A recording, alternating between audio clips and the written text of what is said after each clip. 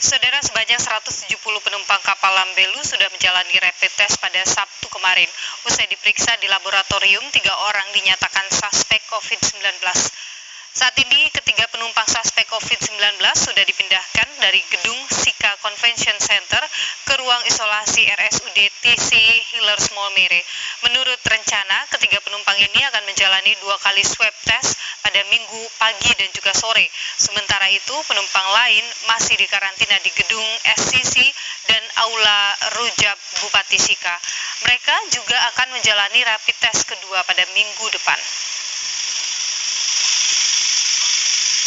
Dari 170 sampel rapid test kita, 3 orangnya